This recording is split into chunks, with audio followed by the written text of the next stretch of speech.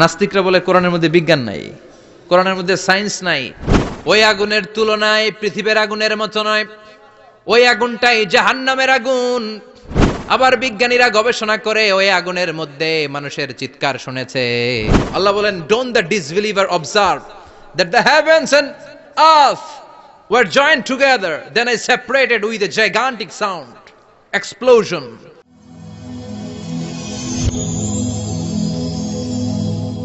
Rose TV 24. Enjoy by listening to the Holy Quran.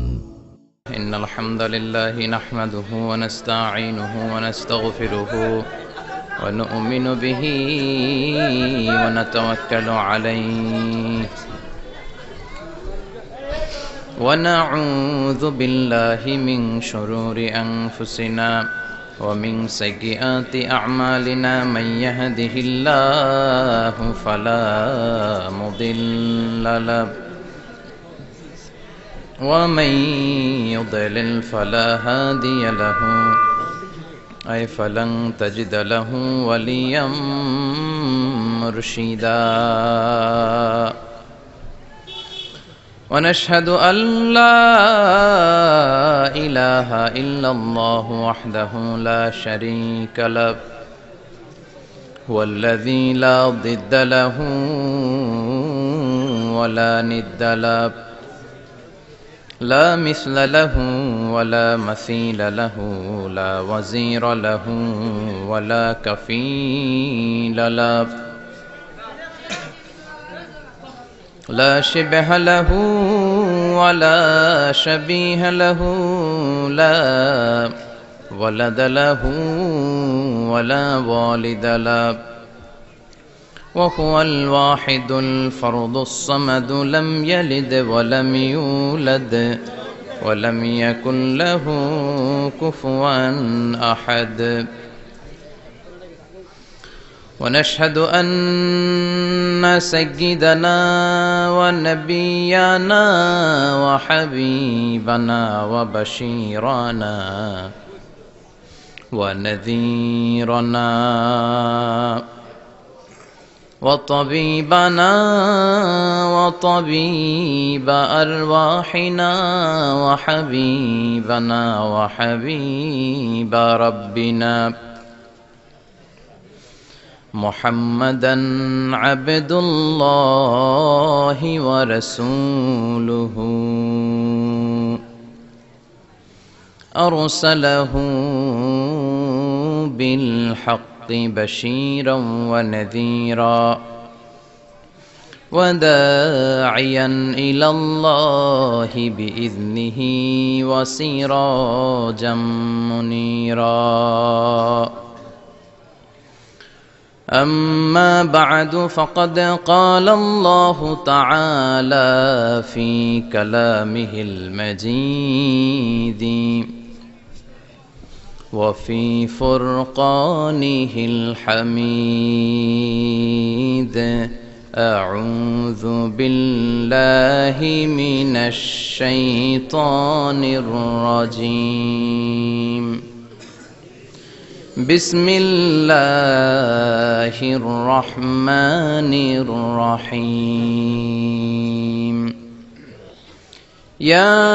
ياسين والقرآن الحكيم إنك لمن المرسلين على صراط مستقيم إن الله وملائكته يصلون على النبي يا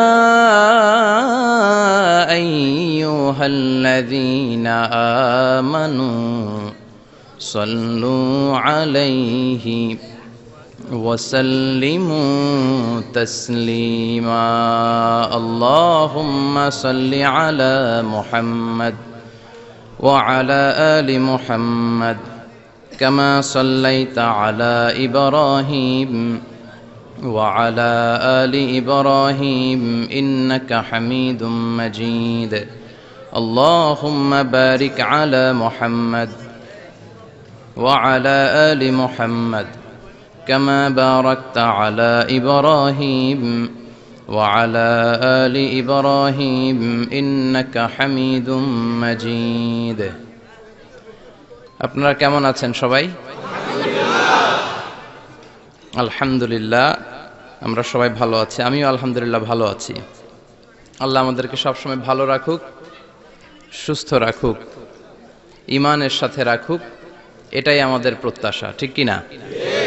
আমাদের জীবনের সবচেয়ে দামি জিনিস হচ্ছে আমাদের ঈমান। সবচেয়ে দামি জিনিস কি? সাইয়েদনা বেলাল আল হাবাশি, উমাইয়া ইবনে খালাফ ওনার উপর অত্যাচারের স্টিম রোলার চালালো, কিন্তু ওনার অন্তর থেকে কালেমার বাণীটা ছিনিয়ে নিতে পারল না। মুসা আলাইহিস সালামের উপর অনেক অত্যাচার চালিয়েছিল ফেরাউন, কিন্তু অন্তর থেকে ঈমানকে ছিনিয়ে নিতে পারে নাই। সাইয়েদনা বেলালকে উত্তপ্ত মরুভূমির মধ্যে শুইয়ে দেয়া হলো, পিঠ জ্বলে যাচ্ছিল, পুড়ে যাচ্ছিল। আপনারা জানেন যে আরব দেশের তপ্ত মরুভূমি এতটাই উত্তপ্ত, ওখানে চাল ফেলে দিলে ওইটা ক্ষয় হয়ে যায়, মুড়ি হয়ে যায়। সেটার মধ্যে শুইয়ে দিয়ে বলা হলো এবার আল্লাহরে ডাক। এতক্ষণ ডাকছিল লা ইলাহা ইল্লাল্লাহ, কিন্তু তারপরেও, এত অত্যাচারের পরেও ঈমান ছিনিয়ে নেওয়া যায় নাই। উনি আল্লাহর সংক্ষিপ্ত নাম নিয়ে জিকির করছিলেন। উনি পড়ছিলেন আহাদ। উনি পড়ছিলেন কি? এই আহাদ সূরাতুল ইখলাসের ভেতরে আছে না নাই? কুল হুয়াল্লাহু আল্লাহুস লাম ইয়ালিদ ওয়া লাম ইয়াকুল লাহু কুফুয়ান আহাদ। তো আহাদ হচ্ছে আল্লাহর নাম। এজন্য আমাদের অন্তর থেকে ঈমান ছিনিয়ে নেওয়া এত সোজা না। চিল্লায় বলেন ঠিক কিনা? মুমিনের কাছে সবচাইতে দামি জিনিস হচ্ছে তার ঈমান। ঈমান যদি চলে যায় সে সব হারালো, তার কিচ্ছু নাই। আর ঈমান যদি তার থাকে, তার সব হারিয়ে গেল, তার কিচ্ছু যায় আসে না। চিল্লায় বলেন ঠিক কিনা? এজন্য আমরা সব সময় কামনা করি যে আল্লাহ তাআলা আমাদেরকে ঈমানের সাথে রাখুক। আমরা পড়ি আমিন। এজন্য সব সময় শুকরিয়া করতে হবে একজনের, যিনি আমাদেরকে ঈমানের উপর থাকার তৌফিক এনায়েত করেছেন। তিনি কে? আল্লাহ। আল্লাহর শুকরিয়া কি কম কম না বেশি বেশি? বিশ্বনবী সাল্লাল্লাহু আলাইহি ওয়াসাল্লাম মসজিদে নববীতে সালাতের ইমামতি করছেন। আল্লাহু আকবার বলে নামাজ শুরু করলেন। রুকুতে গেলেন, রুকু থেকে দাঁড়িয়ে পড়লেন সামি আল্লাহু লিমান হামিদা। ফিসফিস আওয়াজে পেছনে থাকা সাহাবারা পড়লেন রব্বানা ওয়ালাকাল হামদ। এক সাহাবী অতিরিক্ত বাড়িয়ে পড়লেন হামদান কাসীরান তাইয়িবান মুবারাকান ফীহি। পারেন না সবাই? পড়েন হামদান কাসীরান তাইয়িবান মুবারাকান ফী। আবার আওয়াজ করে পড়েন হামদান কাসীরান তাইয়িবান মুবারাকান ফীহি। বিশ্বনবী সালাত শেষ করলেন, সালাম ফিরালেন, মুসল্লিদের দিকে মুখ ফিরিয়ে বললেন সামি আল্লাহু লিমান হামিদা বলে যখন আমি দাঁড়িয়েছি, তোমরা ফিসফিস করে পড়েছো রব্বানা ওয়ালাকাল হামদ। কে যেন পড়েছো হামদান কাসীরান তাইয়িবান মুবারাকান ফী। কে পড়েছো? আমি তো এটা কখনো শিখাই নাই। কোত্থেকে পেলে? কেন পড়েছো? দাঁড়াও।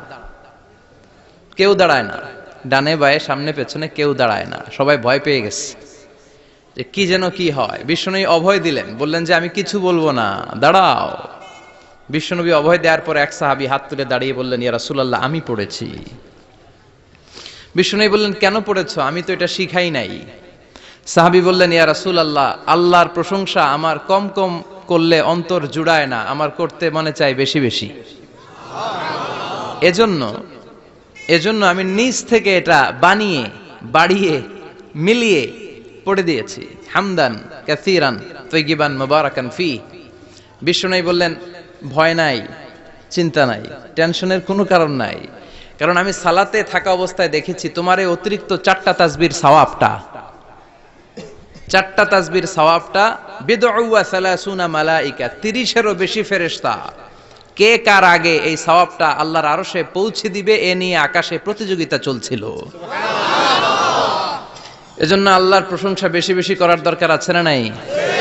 বিশ্বনবী সব সময় আল্লাহর প্রশংসা করতেন আর দোয়া করতেন, আল্লাহ আমি যেন বেশি বেশি আপনার প্রশংসা করতে পারি, আমি যেন আপনার শুকরগুজার বান্দা হতে পারি। আল্লাহুম্মা জাআলনি সাবুরা ওয়া জাআলনি শাকুরা ওয়া জাআলনি ফি আইনি সগীরা ওফি আয়ুনিন নাসি কাবীরা, এর মানে হচ্ছে আল্লাহ আপনি আমারে ধৈর্যশীল বানান, আপনি আমাকে শুকরগুজার বানান, আমার চোখে আপনি আমারে ছোট বানান, গোটা বিশ্বের মানুষের চোখে আপনি আমারে বড় বানান। পড়েন আমিন। নিজের চোখে নিজেকে কি করবেন? ছোট। তাহলে মানুষের চোখে বড় বানায় দিবে কে? আর নিজেই যদি বলেন আমি বড়, ফেরাউনের মতো আনা রব্বুকুমুল আ'লা, আমি তোদের বড় খোদা, আল্লাহ কয় তুই হইলি হুদা, ঠিক কিনা? বড় হইতে পারে নাই। নীল নদের পানিতে সুবাই সুবাই আল্লাহ মারছে, চিল্লায় বলেন ঠিক কিনা? পৃথিবীতে কেউ তো স্থায়ী হয় না, হোক না সে ফেরাউন কিবা নমরুদ, কেউ ভাবে চিরদিন রয় না, কেউ ভাবে চিরকাল রয় না, পৃথিবীতে কেউ তো স্থায়ী হয় না, হোক না সে ফেরাউন কিবা নমরুদ, কেউ ভাবে চিরদিন রয় না, কেউ ভাবে চিরকাল রয় না। চিল্লায় বলেন ঠিক কিনা? চিরকাল কেউ থাকবে না, কারণ আল্লাহ ছাড় দেয়, তিনি ছেড়ে দেন না। মনে রাখবেন, আল্লাহ কি দেয় আর কি দেয় না। ফেরাউনরে কি দিছিল?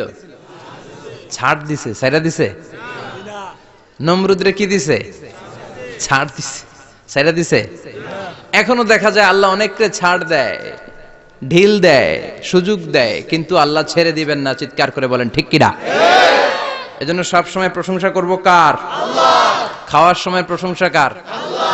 ঘুমানোর সময় আল্লাহ, জিকির করার সময় আল্লাহ, ঘুষ খাওয়ার সময় আল্লাহ। ঘুষ খাওয়া যাবে না। আর রাশি ওয়াল মুরতাশি কিলাহুমা ফিন্নার, ঘুষ যে দেয় ঘুষ যে নেয় উভয়ই জাহান্নামী।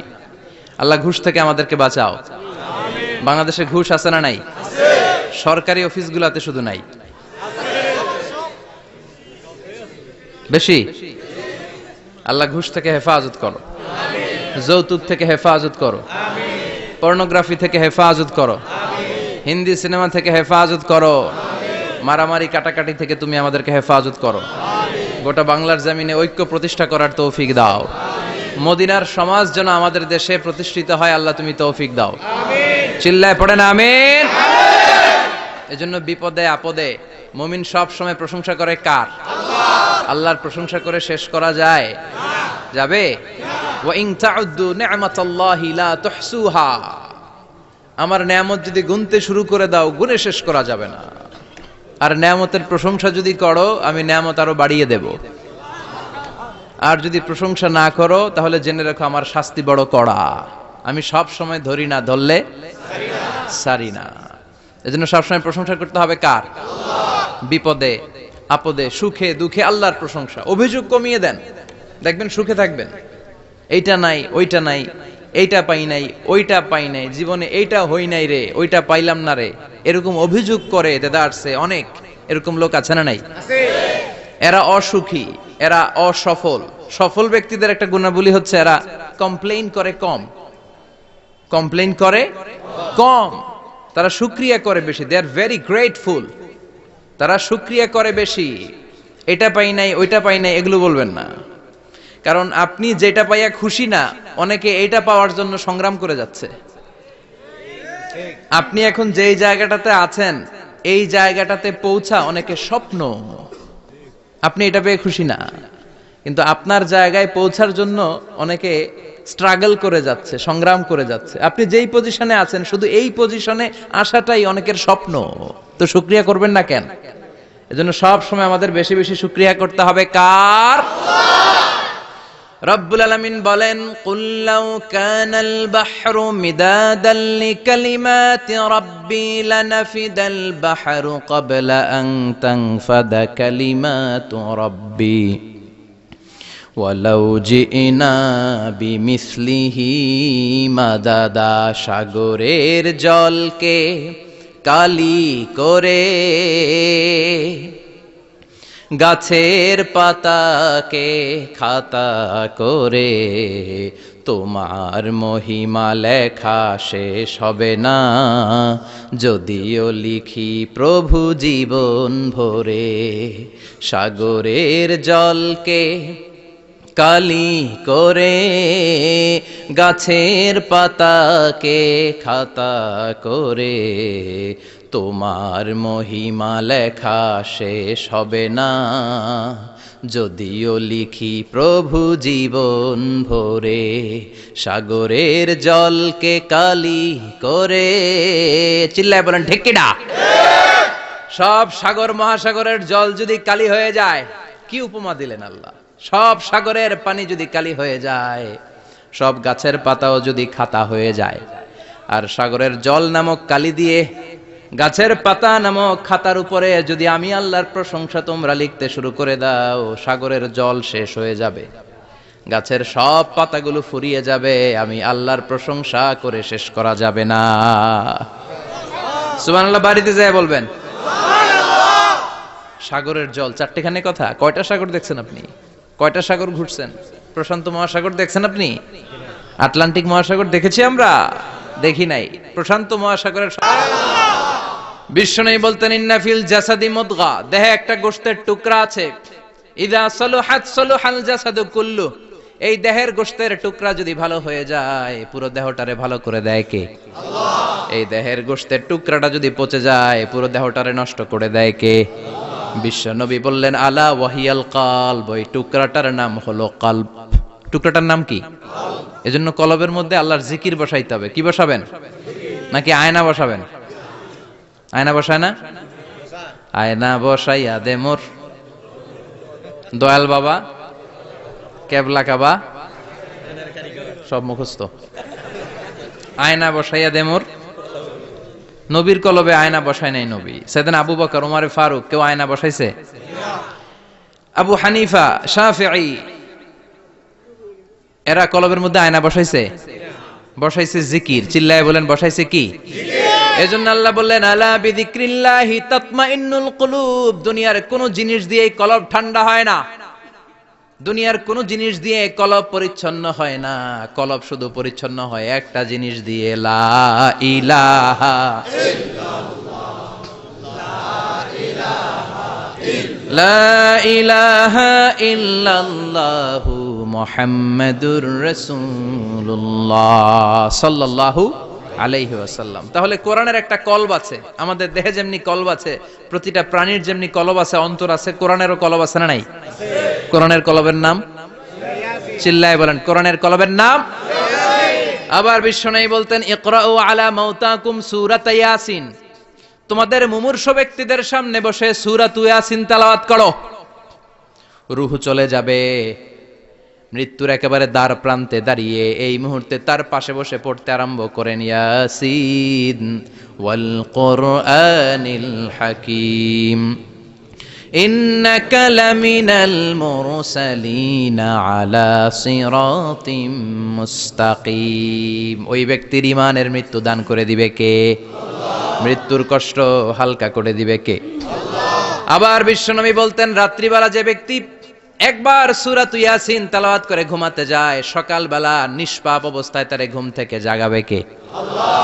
তাহলে এই সূরার মর্যাদা কম কম না বেশি বেশি? কলবুল কোরআন, এটা কোরআনের কলব, একবার পড়লে 10 পড়ার সওয়াব। আবার মুমূর্ষু ব্যক্তির সামনে বসে সূরা ইয়াসিন তেলাওয়াত করতে বলা হয়েছে, তাহলে মৃত্যুর কষ্টরে হালকা করে দেয় কে? আল্লাহ। আবার রাত্রিবেলা সূরা ইয়াসিন তেলাওয়াত করলে সকালবেলায় নিষ্পাপ বানায় দেয় কে? আল্লাহ। মনে থাকবে? কোরআনের কলবের নাম কি? ভুলে যাবেন না তো? বেশি বেশি তেলাওয়াত করতে রাজি আছেন? সকাল সন্ধ্যা তেলাওয়াত করবেন তো? সূরা ইয়াসিন ছাড়াও এই সূরার অনেকগুলো নাম তাফসীর গ্রন্থে পাওয়া যায়। এই সূরার একটা নাম হচ্ছে সূরাতুল কাদিয়া। সূরাতুল কাদিয়া, তাকদি হাজাতা কারিইহা। যে এই সূরা তেলাওয়াত করে, ওই তেলাওয়াতকারীর যে হাজত আছে, প্রয়োজন আছে, এই সূরার বরকতে আল্লাহ তার প্রয়োজন পূরণ করে দেয়। আমাদের জীবনে প্রয়োজন আছে না নাই? কার কাছে চাইবো? বিপদে পড়লে কারে বলবো? আমরা বিপদে পড়লে প্রথমে শেয়ার দেই ফেসবুকে। কোথায় শেয়ার? আগে শেয়ার দিব কার কাছে? মনে থাকবে? বিপদে পড়লে ফেসবুকে শেয়ার দিব না, বন্ধুরে শেয়ার করব না, বউয়ের কাছেও পরে শেয়ার করব, আগে শেয়ার করব কার কাছে? মনে থাকবে?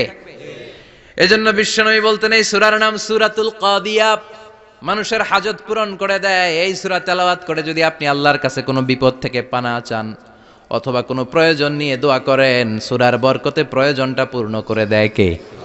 কেউ যেটা পারে না পারে কে? কেউ যেটা দেয় না দেয় কে? কেউ যেটা শোনে না শোনে কে? তাহলে পেলাম সূরাতুল কাদিয়া।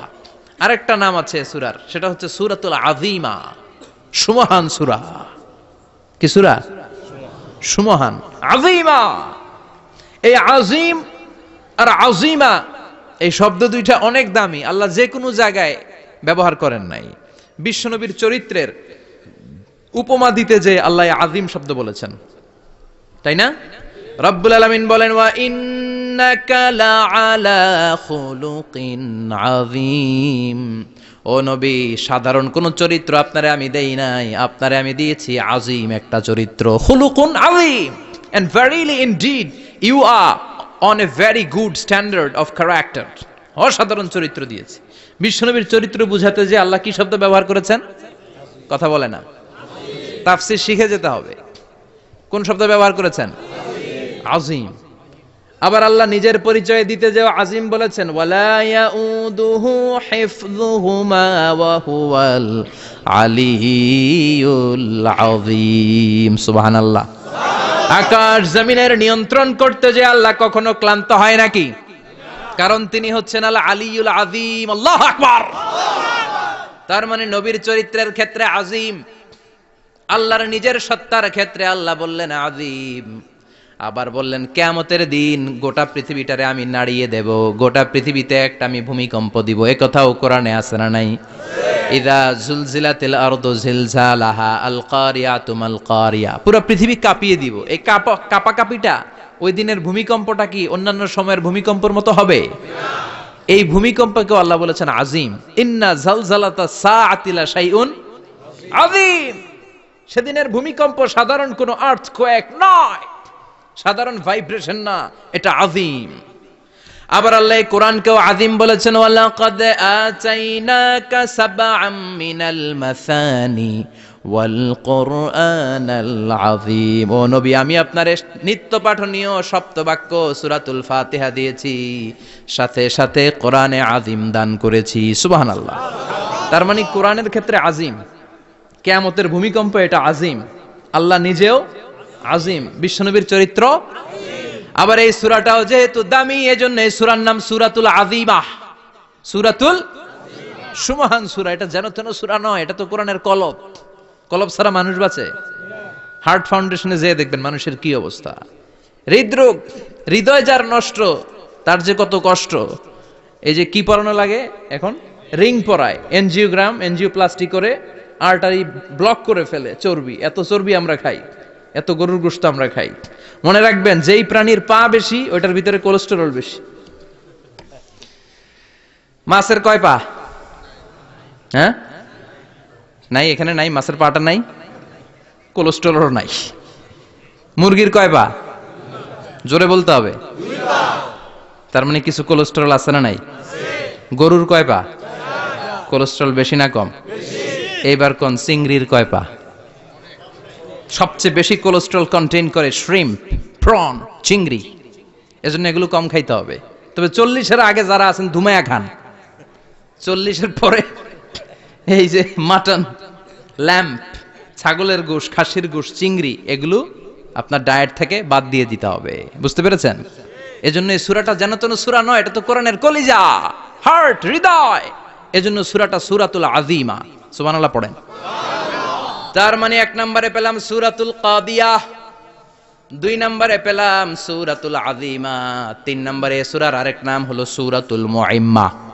সূরাতুল মুইম্মা। মুইম্মার 2 অর্থ। এক অর্থ হচ্ছে এটার বরকতটা আম, সবার জন্য, যেই পড়ে সেই বরকত পায়, এজন্য মুইম্মা। আবার মুইম্মার আরেক অর্থ হচ্ছে যেই সূরা শত্রুকে অন্ধ করে দেয়। কি করে দেয়? এই সূরার প্রথম 9টা আয়াত যদি বিপদে পড়ে, শত্রুর কবলে পড়ে আপনি তেলাওয়াত করেন, শত্রুর চোখটারে অন্ধ করে দিবে কে? আল্লাহ। বিশ্বনবী মক্কা থেকে যখন মদিনায় যায়, হিজরতের সময় বিশ্বনবী সূরাতুল ইয়াসিনের প্রথম 9টা আয়াত তেলাওয়াত করলেন। তেলাওয়াত করে আল্লাহর নাম নিয়ে ঘর থেকে বের হলেন। আশেপাশে কাফেররা ঘুরে কিন্তু বিশ্বনবীরে দেখে না, সবাই খালি এরকম এরকম করে, ডানে বায়ে হাতায় বিশ্বনবীর সামনে দিয়ে যায়, কিন্তু কাফেরদের চোখ অন্ধ করে দিয়েছে কে? আল্লাহ। এজন্য কোরআন তেলাওয়াত করলে কাফেরদের চোখকে অন্ধ বানায় দেয় কে? আল্লাহ। এজন্য সূরার একটা নাম হচ্ছে সূরাতুল মুইম্মা। কি নাম? অন্ধ করে দেয়। তাফসিরে কুরতুবির মুসান্নিফ ইমাম আল কুরতুবি, উনাকে জালিম বাদশা বন্দী করেছিল। ওনার তাফসিরে এসেছে উনি শক্তিশালী লোক ছিলেন, জেলখানা ভেঙে বাঁচার জন্য দিছে দৌড়। উনারেও ধরার জন্য জালিম বাদশার সৈনিকেরা ঘোড়া নিয়ে রওনা হয়েছে, উনিও দৌড়ায়, ঘোড়াও পেছন থেকে আসে। ওমিয়া মানুষ কি ঘোড়ার দৌড়ের সাথে পারে? উনি হাঁটতে হাঁটতে হয়রান হয়ে এক বালুর ময়দানে যে ধপাস করে পড়েছেন। ওরাও ঘোড়া দিয়ে এসে নেমেছে, কিন্তু আজীব তামাশা, উনি বালুতে ধপাস করে পড়েই সূরাত ইয়াসিনের প্রথম 9 আয়াত তেলাওয়াত করতে শুরু করেছেন। ওরা নিচে নেমে ডানে বায়ে সামনে পিছনে খালি খুঁজে, কিন্তু দেখে না, সামনেই কিন্তু বসা। ওদের চোখটার অন্ধ করে দিছে কে? আল্লাহ। বিশ্বাস হয়? ঈমান হয়? এজন্য বিপদে পড়লে সূরাত ইয়াসিনের প্রথম 9 আয়াত পড়তে রাজি আছেন? আল্লাহ তুমি তৌফিক দাও। আরো জোরে পড়েন আমিন। এজন্য আল্লাহ চমৎকার এভাবে এই সূরাটা শুরু করে দিলেন। 2টা কাটা অক্ষর দিয়ে আল্লাহ বললেন ইয়াসিন ওয়াল কুরআনিল হাকীম ইন্নাকা লামিনাল মুরসালিন আলা সিরাতিম মুস্তাকিম। পড়েন সুবহানাল্লাহ। ইয়াসিন সূরাটা শুরু করলেন কি দিয়ে? এটা কি কোনো বাক্য? এটা কি কোনো শব্দ? এটা কি অক্ষর? 2টা। প্রথম অক্ষরের নাম, দ্বিতীয়টা আওয়াজ করে বলেন, প্রথম অক্ষরটার নাম, দ্বিতীয়টা। খুব চমৎকার না? বাক্য দিয়ে এই সূরাটা শুরু করে নাই। যেমন ইদা জুলজিলাতিল আরদু জিলজালাহা, এই সূরার প্রথম আয়াত, এটা একটা বাক্য না? আচ্ছা। ওয়াদ-দুহা ওয়াল-লাইলি ইযা সাজা, বাক্য না? কিন্তু ইয়াসিন এটা কি কোনো বাক্য? এটা কি কোনো শব্দ? না, এটা কাটা 2টা অক্ষর। সুবহানাল্লাহ পড়েন। আল্লাহ 114টা সূরার প্রায় 29টা সূরা এরকম কাটা কাটা অক্ষর দিয়ে শুরু করেছেন। সুবহানাল্লাহ নাই? এই 29টা সূরা কখনো আল্লাহ একটা অক্ষর দিয়ে শুরু করেছেন, কখনো 2টা অক্ষর দিয়ে, কখনো 3টা দিয়ে, কখনো 4টা দিয়ে, কখনো 5টা দিয়ে। একটা অক্ষর দিয়ে আল্লাহ কোরআনের সূরা শুরু করেছেন, এরকম একটা সূরা বলেন। নুন ওয়াল কলামি ওয়া মা ইয়াসতুরুন। নুন, নুন দিয়ে সূরা শুরু হয়ে গেছে। তারপরে কফ, এক অক্ষর দিয়ে সূরা শুরু হয়ে গেছে। সুবহানাল্লাহ পড়েন। সুবহানাল্লাহ। এবার বলেন 2 অক্ষর দিয়ে সূরা শুরু হয়েছে এরকম সূরা বলেন। আমিন। এত দূরে যান কেন? এটা আছে না নাই? ইয়াসিন। সুবহানাল্লাহ পড়েন। ইয়াসিন 2 অক্ষর দিয়ে। তারপরে হামিম। এবার 3 অক্ষর দিয়ে আল্লাহ সূরা শুরু করছেন এরকম। আলিফ লাম মিম তাসিন মিম। আল্লাহু আকবার। আবার 4টা অক্ষর দিয়ে সূরা শুরু হয়েছে এরকম আছে না নাই? হাফেজ সাহেব কোন? আলিফ লাম মিম র, আলিফ লাম মিম সদ, আছে না নাই? আবার 5টা কাটা অক্ষর দিয়ে সূরা শুরু হয়েছে এরকম সূরাও আছে না নাই? সূরা মারিয়ামের শুরুতে কি আছে? কাফ হা ইয়া আইন সাদ। সুবহানাল্লাহ পড়েন। এরকম প্রায় 29টা সূরা আল্লাহ কাটা কাটা অক্ষর দিয়ে শুরু করেছেন, কোনো বাক্য দিয়ে নয়, কোনো শব্দ দিয়ে নয়। কি দিয়ে?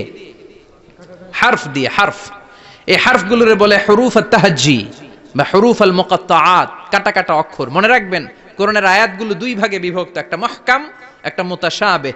মুহকাম মানে যেগুলোর অর্থ আমরা জানি, যেগুলোর ব্যাখ্যা আমরা জানি, যেটার ইন্টারপ্রিটেশন, এক্সপ্লেনেশন আমাদের জানা আছে।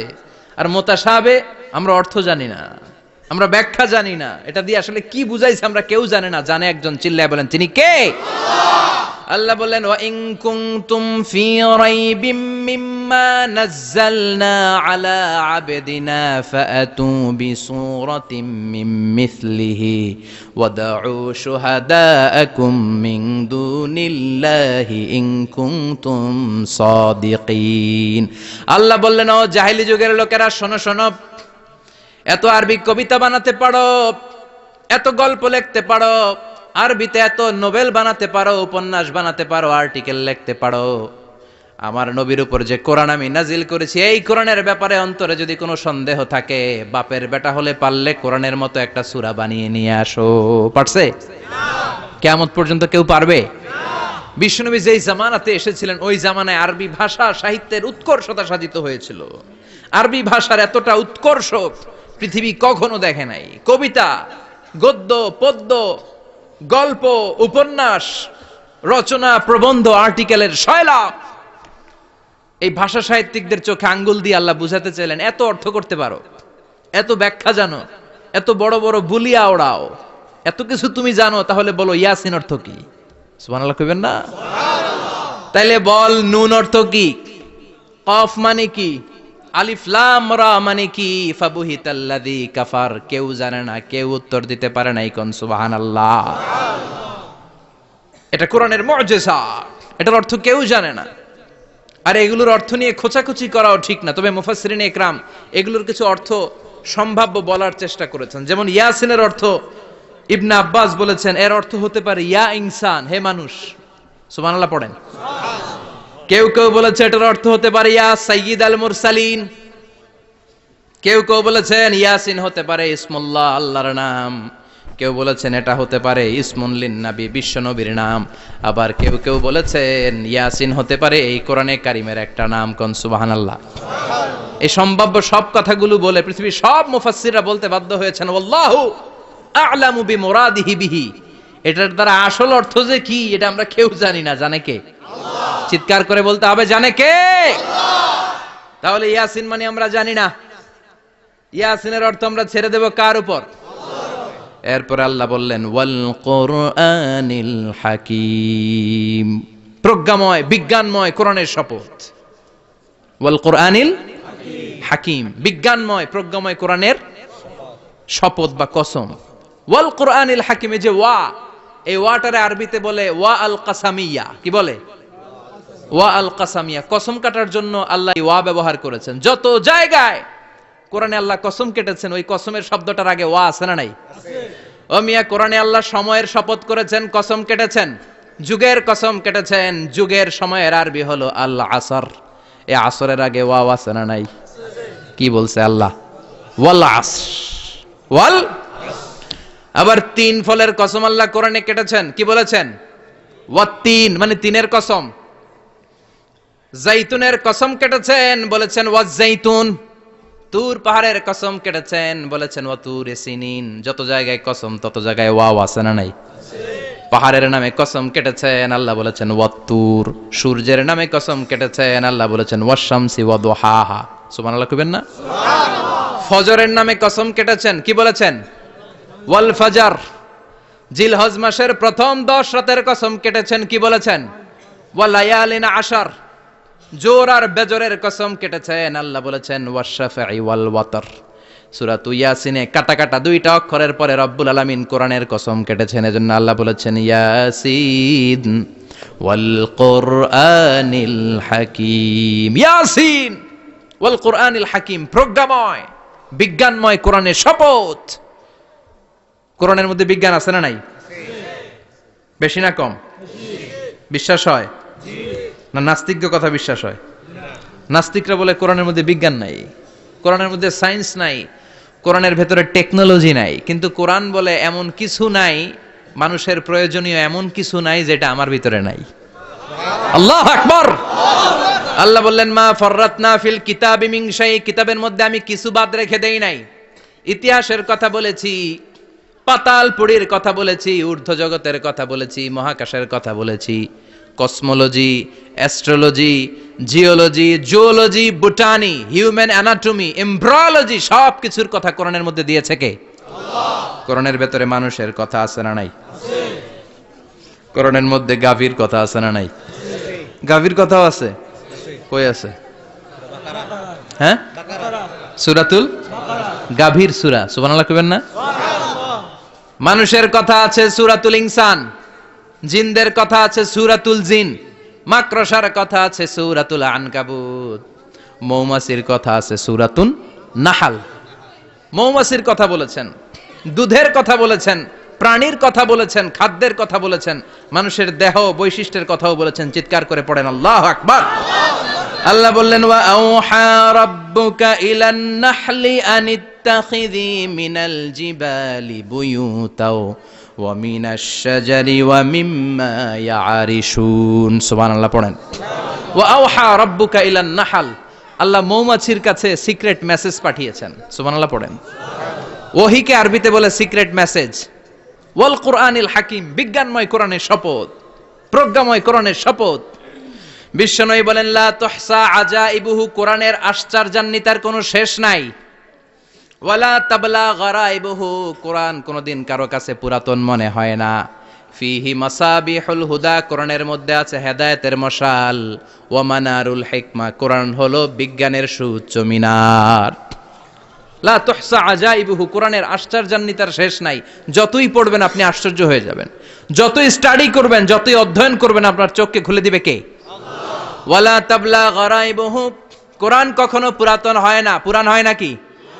যার বয়স 50 বছর ধরে নামাজি মানুষ, প্রতি নামাজের প্রত্যেক রাকাতে কোন সূরা পড়া লাগে? তো 50 বছর যদি কেউ নামাজি হয়, তাহলে কত লক্ষবার উনি সূরা ফাতিহা পড়ছে উনি নিজে জানে? তারপরেও কোনোদিন কি মনে হয়েছে সূরা ফাতিহাটা একটু পুরান পুরান লাগে? আজকে কুল হল্লা দিয়ে শুরু করুন, কথা বলেন। পুরান লাগছে কোনোদিন? এত পড়ছে এটা, আজকে আর এটা না, আজকে আর একটা, এরকম মনে হয়? ওয়ালা তাবলা গারাইবুহু, পুরান লাগে না। প্রতিদিন নতুন, প্রতিনিয়তই নতুন, অলওয়েজ নিউ, সব সময় নতুন। এজন্য বিশ্বনবী বললেন লা তুহসা আজাইবুহু, কোরআনের আশ্চর্যান্বিতার শেষ নাই। ওয়ালা তাবলা গারাইবুহু, কোরআন কখনো পুরাতন হয় না। ফিহি মাসাবিহুল হুদা, কোরআনের মধ্যে আছে হেদায়েতের মশাল। ওয়া মানারুল হিকমা, কোরআন হলো বিজ্ঞানের সুউচ্চ মিনার। সুবহানাল্লাহ। আল্লাহ বললেন ওয়া আওহা রাব্বুকা ইলান নাহাল, আমি মৌমাছির কাছে মেসেজ দিলাম, সিক্রেট মেসেজ। আনিত্তাখিযি মিনাল জিবালি বুয়ুতা, তোমরা পাহাড়ের মধ্যে তোমাদের বাড়ি বানাও, মৌচাক বানাও। ওমিনা সাজার, গাছের মগ ডালে, বড় বড় ডালে তোমরা বাসা বানাও। ওয়া মিম্মা ইয়ারিশুন, উঁচু উঁচু জায়গায় মৌচাক বানাও, যাতে করে গ্রামের ছোট্ট ছেলেরা ঢিল মারতে না পারে। কোন সুবহানাল্লাহ। মৌমাছির আল্লাহ শিখাই দিছে। নিচু জায়গায় কোনোদিন মৌমাছির বাসা দেখবেন? নিচু জায়গায় সহজে নাগাল পাওয়া যায়, ধরা যায়। কথা কন। ডাল বেয়ে মগ ডালে ওঠা লাগে মধু খাইতে চাইলে। চিল্লায় বলেন ঠিক কিনা?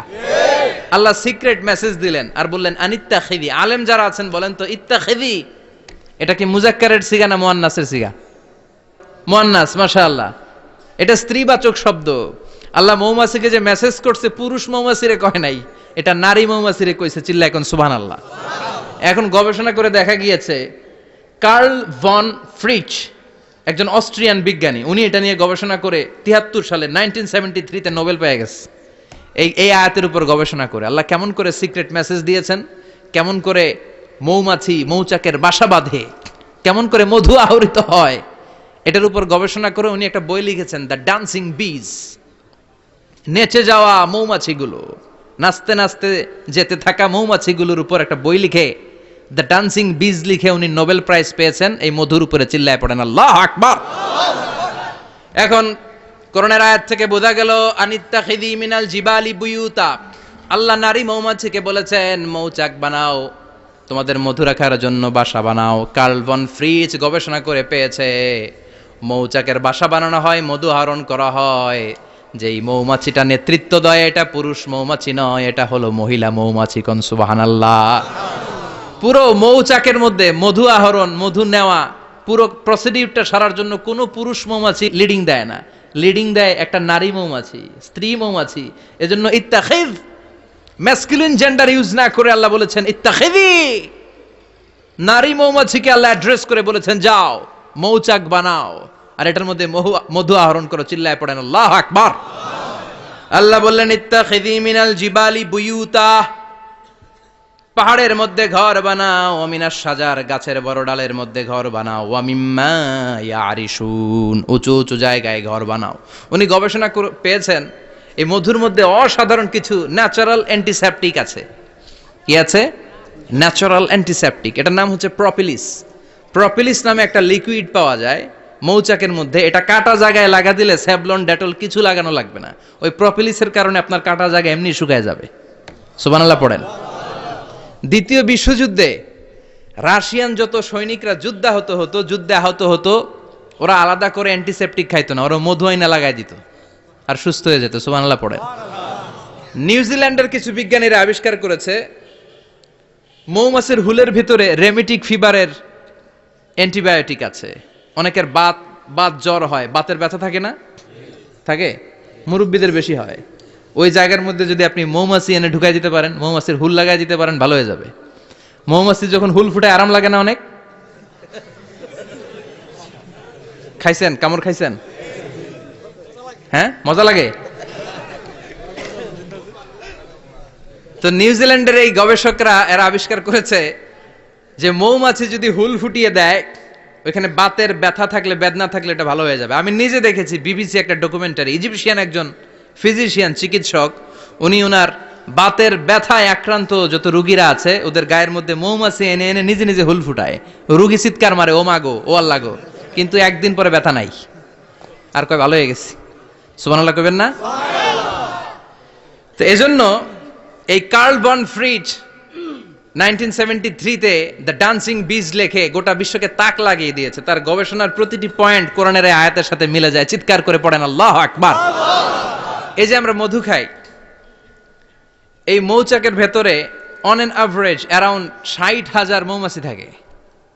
তিন ভাগে, একটা হচ্ছে কুইন বি, একটা মেল বি, আর একটা হচ্ছে ওয়ার্কার বি। একটা থাকে রানী মৌমাছি, এর নেতৃত্বে সবাই চলে। আর একটা থাকে মেল বি, পুরুষ মৌমাছি, বংশ বাড়ানোর জন্য এদের কাজে লাগে। আর সব হচ্ছে ওয়ার্কার বি, সবাই কাজ করে। আল্লাহ বললেন সুম্মা খুলি মিন কুল্লি সামারাত ফাসলুকি সুবুলা রাব্বিকি যুলুলা।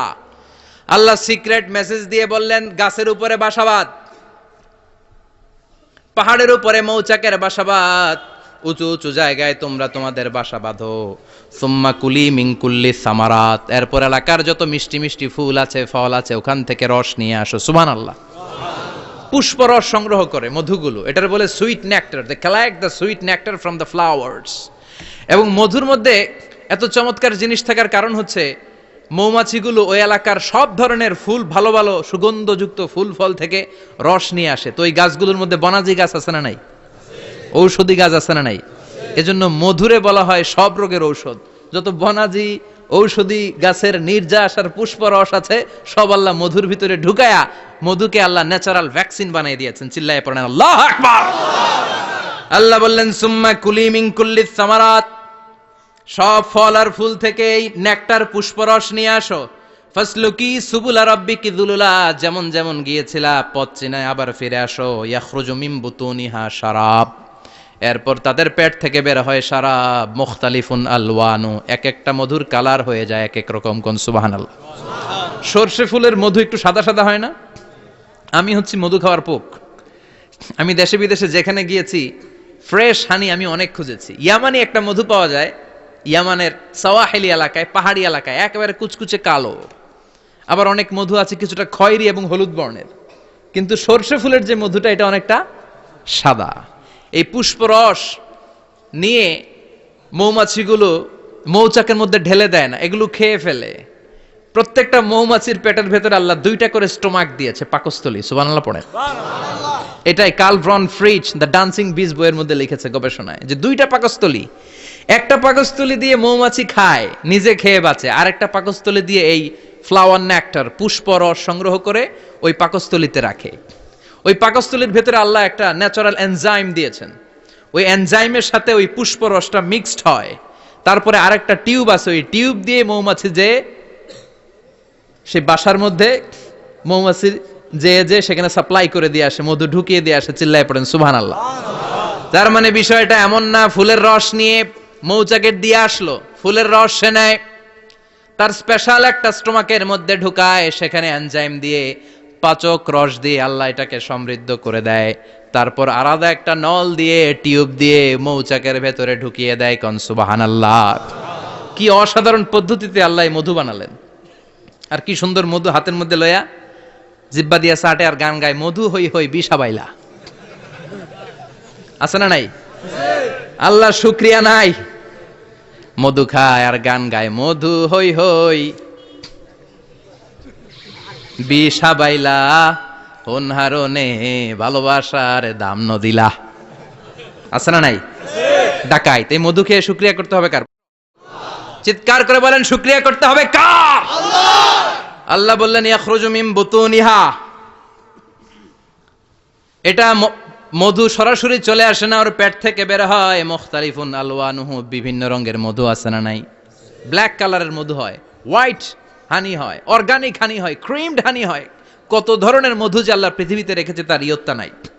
এরপর আল্লাহ বললেন ফিহি শিফাউন লিন্নাস, মধুর ভেতরে শিফা দিয়েছে কে? আল্লাহ। এজন্য বিশ্বনবীর খাদ্য তালিকার মধ্যে মধু আছে না নাই?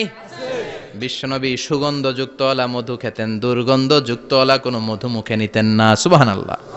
বিশ্বনবীর জামানায় মাগাফির নামে একটা মধু ছিল, দুর্গন্ধযুক্ত, এটা কখনো বিশ্বনবী মুখে নিতে চাইতেন না। সুগন্ধযুক্ত মধু সবসময় বিশ্বনবী খেতেন। বিশ্বনবীর স্ত্রীরা এই সুগন্ধিযুক্ত মধু বোতলের মধ্যে প্রিজার্ভ করে রাখতেন বিশ্বনবীকে দেওয়ার জন্য। বিশ্বনবী প্রাণ ভরে এগুলো পান করতেন। সুবহানাল্লাহ। বিশ্বনবী যে সমস্ত খাদ্যগুলো পছন্দ করতেন হাদিসে এসেছে, বিশ্বনবী রুটি খেতেন, খেজুর খেতেন, খেজুর, খেজুর চিনেন? বালাহ, তামার, দুধ খেতেন, এই মধু খেতেন, জব খেতেন, বার্লি খেতেন, লাউ খেতেন, রুম্মান, ডালিম ফল, আনার ফল, আনার চিনেন? আনার, এই আনার খেতে পছন্দ করতেন বিশ্বনবী। মাশরুম খেতেন, মাশরুম, মাশরুম চিনেন? ব্যাঙ্গের ছাতার মতো।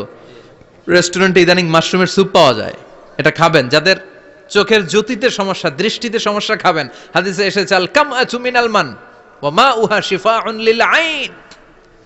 মাশরুম হলো মান্না সালোয়ার মতো খাবার। মাশরুমের স্যুপ যারা খাবে, চোখের জ্যোতি যাদের কম, তাদের চোখের জ্যোতি বাড়িয়ে দিবে কে? বুখারীর বর্ণনা, কানা রাসূলুল্লাহ ইউহিব্বুল হালাওয়া ওয়াল আসাল, বিশ্বনবী মিষ্টান্ন খেতে বড্ড পছন্দ করতেন, আবার বিশ্বনবী বেশি বেশি মধু খেতে পছন্দ করতেন। সুবহানাল্লাহ। কোরআনে দুইটা জিনিসের ক্ষেত্রে আল্লাহ শিফা যোগ করেছেন, যে দুইটা জিনিসের সাথে সম্পৃক্ত হলে শিফা। এক হচ্ছে কোরআন পড়লে শিফা, অনুনাজ্জিলু মিনাল কোরআনি মা হুয়া শিফা। আবার কোরআনে এই আয়াতের ক্ষেত্রে বলা হয়েছে শিফা ফিহি শিফাউন লিন্নাস। এজন্য সাইয়েদানা ইবনে মাসউদ এই উম্মাকে উদ্দেশ্য করে বলেছেন আলাইকুম বিশিফাইন, তোমাদের উচিত দুইটা জিনিস থেকে শিফা নেয়া। এক হলো কোরআন, দুই হলো আসাল মানে মধু। কোন সুবহানাল্লাহ। কোরআন তেলাওয়াত করলে অসুস্থরে সুস্থ করে দেয় কে? সূরা ফাতিহা তেলাওয়াত করলে অসুস্থকে সুস্থ বানিয়ে দেয় কে? আবার মধু খেলে সুস্থ বানিয়ে দেয় কে? মধু খেয়ে প্রশংসা করবেন কার? নাকি মধু হই হই বিষাবাইলা বলবেন এগুলা কখনো? খাঁটি মধু খেতে হবে। খাঁটি মধু চিনার উপায় হচ্ছে এটাতে পিঁপড়া জমে না, এটা ফ্রিজে রাখলে জমাট বাঁধে না, এটাতে দুর্গন্ধ হয় না। এক গ্লাস পানির মধ্যে এক ড্রপ মধু ছেলে দিলে এটা পানির সাথে না মিশে একেবারে নিচে চলে যায়। খাঁটি মধু খেতে হবে। তাহলে ফিহি শিফাউন লিন্নাস। কত কিছু দিয়ে যে আল্লাহ এটাকে সমৃদ্ধ করেছেন। এটার মধ্যে গ্লুকোজ আছে, এটার মধ্যে সুক্রোজ আছে, ফ্রুকটোজ আছে, প্রোটিন আছে, মিনারেলস আছে, ক্যালসিয়াম আছে, ভিটামিন আছে। খাইলেই শরীর গরম হয়ে যায়। সুবহানাল্লাহ। এজন্য শীতকালে বেশি বেশি খাবেন, জাম্পার লাগবে না। শীতকালে মধু খেয়ে রাত্রে বেলায় বের হবেন, আর মাফলার পেঁচিয়ে বের হওয়া লাগবে না। সুবহানাল্লাহ পড়েন। তার মানে আল্লাহ বললেন ইয়াসিন ওয়াল কোরআনিল হাকিম, প্রজ্ঞাময় বিজ্ঞানময় কোরআনের কসম। এরপরে আল্লাহ বললেন গোলাম ওয়া ইন্নালাকুম ফিল আনআমি লাইবরা, প্রাণীকুলের দিকে নজর করে তাকাও, প্রাণীকুলের মধ্যে আমি তোমাদের জন্য নিদর্শন রেখেছি। নুসকিকুম মিম্মা ফি বুতুনিহি, এই প্রাণীকুলের পেট থেকে একটা চমৎকার জিনিস আমি বের করে দেই, এটার নাম হচ্ছে দুধ। এটা কি? দেখেন, একই আয়াতের মধ্যে আল্লাহ মধুর কথাও বললেন, আবার দুধের কথাও বললেন। দুধটা কিভাবে হয়, উৎপন্ন হয়, মধু কেমনে হয়, ইঞ্চি ইঞ্চি কথা এই কোরআনের ভেতরে তুলে ধরলেন কে? আল্লাহ বললেন মিমবাইনি ফারসিউ ওয়াদামিল লাবানা, গোবর আর রক্তের মাঝখান দিয়ে আমি দুধ বের করি। সুবহানাল্লাহ পড়েন। আমরা যাই এই গাভীর ওলান টানা শুরু করি সকালবেলা বিসমিল্লাহ বলে, কিন্তু কেমনে যে এটা আসে ওইদিকে নজর নাই। ডাকাত বিসমিল্লাহ বলে শুরু করে না, দুধ খাই আলহামদুলিল্লাহ পড়ে না, আছে না নাই? আল্লাহ বলেন মেকানিজমটা শোনো কেমনে আমি খাওয়াই। আল্লাহ বললেন মিমবাইনি ফারসি ওয়া দামিল লাবানা, গোবর আর রক্তের মাঝখান দিয়ে আমি দুধ বের করে দেই। সুবহানাল্লাহ। গরু যে ঘাস খায়, এই ঘাস থেকে রক্ত হয় আর গরুর গোবর হয়। পেটের একদিকে থাকে গোবর, আরেক দিকে থাকে রক্ত। রক্ত দুর্গন্ধ, গোবরও দুর্গন্ধ। রক্তও নাপাক, গোবরও নাপাক। এই দুই নাপাক আর দুর্গন্ধের মাঝখান দিয়ে সুগন্ধযুক্ত দুধ বের করে দেয় কে? আল্লাহ বললেন মিমবাইনি ফারসি ওয়া দামিল লাবানা, গরু যে খাবারগুলো খায় ওই খাবারের এক পাশ দিয়ে গোবর হয়ে যায় আর এক পাশ দিয়ে রক্ত হয়ে যায়, মাঝখান দিয়ে দুধ বের করে দেয় কে? What a amazing mechanism of discharging milk from animal's body. What a amazing mechanism. একদিক দিয়ে গোবর দুর্গন্ধ, আরেক দিক দিয়ে এই ঘাস খাওয়ার কারণে রক্ত হয়, মাঝখান দিয়ে দুধ বের হয়ে যায়। সুবহানাল্লাহ। আবার বাছুর ছাড়া দুধ পাওয়া যায় না। গাভী আছে কার কার? হাত তোলেন তো। বাছুর ছাড়া দুধ পাওয়া যায়? শুধু গাভী, বাছুর নাই, দুধ আসবে? আবার এই যে বিশাল বড় ওলান, 20 কেজি দুধ দেয় প্রতিদিন, এই ওলান কাটলে দুধ পাওয়া যায়? এক ফোঁটা দুধও ওলানটা কেটে টুকরা টুকরা করলে আপনি পাবেন না। এটা আলাদা মেকানিজম। এটা ভিতর থেকে একটা নির্যাস। বাছুর নিয়ে দুইটা ঢু মারবেন, ওই নির্যাস দিয়ে দুধ বেরোতে থাকবে, গোবর আর রক্তের মাঝখান দিয়ে চিৎকার করে পড়েন আল্লাহু আকবার। এজন্য বিশ্বনবী বলতেন বেশি বেশি দুধ খাও। দুধ হলো সুষম খাদ্য। পৃথিবীতে আবিষ্কৃত যত খাবার আছে, দুধের চাইতে ভালো খাবার আছে নাকি? কথা কন। মানুষ পানি খেয়ে 3-4 দিন বাঁচে, জানেন? আর পানির মধ্যে লবণ দিলে 7-8 দিন বাঁচতে পারবেন। আর দুধ পাইলে আজীবন বাঁচবেন আপনি। দুধ খেয়ে যদি হজম করতে পারেন, দুধ খেয়ে হজম করতে পারলে আজীবন বেঁচে যাবেন। সুষম খাদ্য। বিশ্বনবী যে রাতে মেরাজে যাবেন, সিদরাতুল মুনতাহা পার হওয়ার পরে বিশ্বনবীর পরীক্ষা শুরু হলো। বিশ্বনবীকে বুখারীর বর্ণনা 3টা গ্লাস দেয়া হলো। কাদাহ ফিহি লাবান, এক গ্লাসের মধ্যে দুধ ছিল। ওয়া কাদাহ ফিহি আসাল, আর এক গ্লাসের মধ্যে ছিল মধু।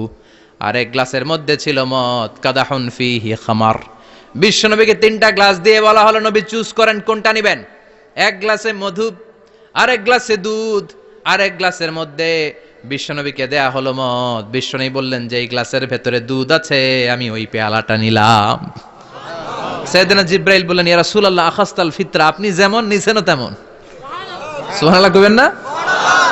বিশ্বনবী দুধ খেতে পছন্দ করতেন। আর বিশ্বনবী বলতেন, আলাইকুম বি আলবানিল বাকার, বেশি বেশি গরুর দুধ খাবা। ফা ইন্নাহা তুরাম্মু মিনাল আশজার, কেননা এটা সবুজ লতা পাতা ঘাস পাতার নির্যাস। গরু কি খায়? ঘাস খায় না?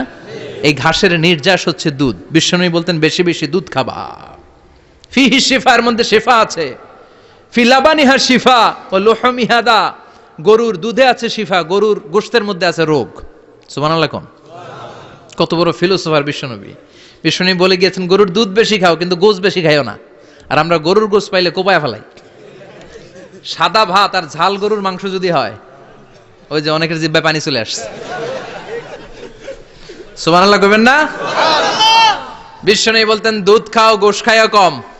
গরুর গোশত কম খাবা, গরুর দুধ বেশি খাবা। সুস্থ রাখবে কে? আল্লাহ। আবার বিশ্বনবী মায়েদেরকে বলেছেন, ও মায়েরা, সন্তান হওয়ার পরে 2 বছর দুধ খাওয়াবা। আল্লাহু আকবার। ওয়াল ওয়ালিদাতু ইউরদি'না আওলাদাহুন্না হাওলাইনি কামিলাইনি লিমান আরাদা আন ইউতিম্মার রাদাআ। সন্তান যারা পেয়েছো মায়েরা, বোনেরা, 2 বছর দুধ খাও। সন্তানকে সুস্থ রাখবে কে? আল্লাহ। বাচ্চা ডেলিভারির পরপরই আল্লাহ তাআলা মায়ের বুকে একটা দুধ দেয়, এটাকে বলে শাল দুধ। এটা হচ্ছে বাচ্চার জীবনের প্রথম প্রাকৃতিক টিকা। সুবহানাল্লাহ কয় না? সুবহানাল্লাহ। এটা বেবির জীবনে ন্যাচারাল প্রাকৃতিক টিকা, প্রতিষেধক আল্লাহ দিয়ে দিয়েছে। আপনার বাচ্চাকে টিকা দিন, স্লোগান আছে না? 5টা-7টা টিকা দেয়া লাগে। প্রথম টিকাটা আল্লাহ নিজেই ফ্রি দিয়ে দিছে। এটা শাল দুধের ভেতরে পাওয়া যায়। এজন্য বাচ্চাকে শাল দুধ খাওয়াতে হবে। তার ব্রেনের গ্রোথ হবে, সে শক্তিশালী হবে, সে দেশপ্রেমিক হবে, সে আল্লাহওয়ালা হবে। চিল্লা এখন ঠিক কিনা? যে মায়েরা বাচ্চারে দুধ খাওয়ায়, ওই বাচ্চারা মায়েরে ভালোবাসে বেশি। আর যেই মা গুলো বাচ্চারে দুধ না খাওয়ায় আর ডানু খাওয়ায়, আর কি কি আছে? হরলিক্স আর সিরালেক, কমপ্লেট। যারা এগুলো খাওয়াবে, ডানু খাওয়াবে, যারা ল্যাকটোজেন খাওয়ায়, যারা বুকের দুধ খাওয়াতে চায় না কোনো কারণ ছাড়া, 2 বছর বাচ্চারে দুধ দিতে চায় না, এই বাচ্চাগুলো বড় হলে ওই মারে বৃদ্ধাশ্রমে দিয়ে আসবে। কথা কন, কথা কন। এজন্য মায়েরা, বোনেরা, সন্তান হলেই তাকে বুকের দুধ দিয়ে আল্লাহর পক্ষ থেকে যে টিকাটা, এই টিকাটা পেটের ভেতরে ঢুকায় দিতে হবে। চিল্লা এখন ঠিক কিনা? এটা হচ্ছে ন্যাচারাল টিকা। এজন্য আল্লাহ বললেন, ইয়াসিন ওয়াল কোরআনিল হাকিম। ইয়াসিন, বিজ্ঞানময় কোরআনের শপথ। কোরআনের মধ্যে বিজ্ঞান আছে না নাই? অভাব নাই। কয়টা শুনবেন? আল্লাহ কসমোলজির কথা বলেছে, অ্যাস্ট্রোলজি কথা। কসমোলজি হচ্ছে সৃষ্টি তত্ত্ব। কসমোলজি কি? সবাই বলেন কসমোলজি কি?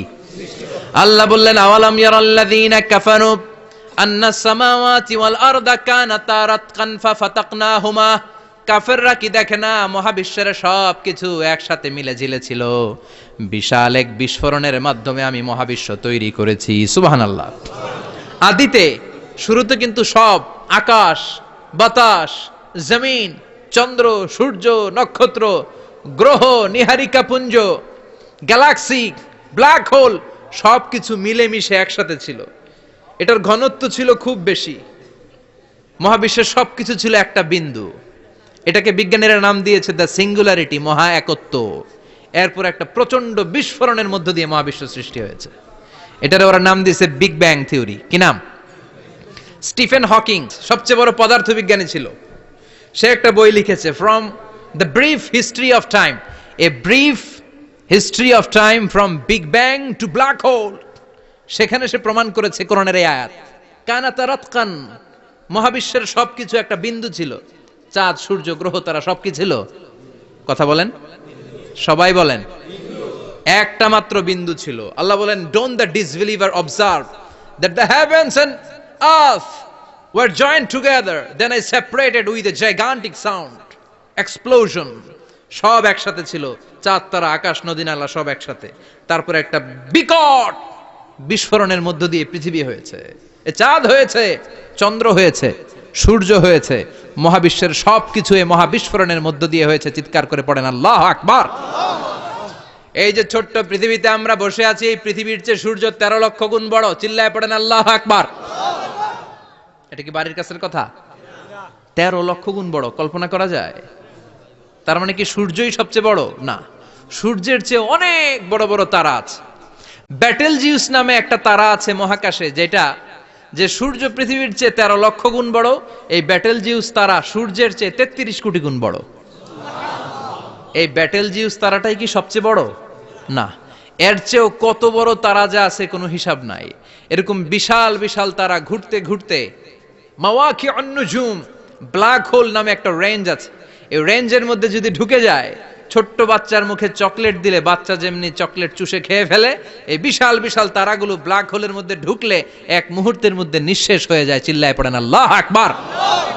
এজন্য আল্লাহ বললেন, ফালা উকসিমু বিমাওয়াকিউন নুজুম, এই তারকা নিঃশেষ হওয়ার যে জায়গাটা, এই জায়গার কসম আমি কোরআনের মধ্যে খেলাম। এই ব্ল্যাক হোলের রেঞ্জের ভেতরে তারা আসলে মুহূর্তের মধ্যে নিঃশেষ বানিয়ে দেয় কে? একটা তারার চেয়ে আরেকটা তারা বড়। এরকম হাজার কোটি তারা মিলে আমাদের গ্যালাক্সি। এই গ্যালাক্সির নাম হচ্ছে মিল্কি ওয়ে। কি নাম? আমাদের গ্যালাক্সির নাম কি?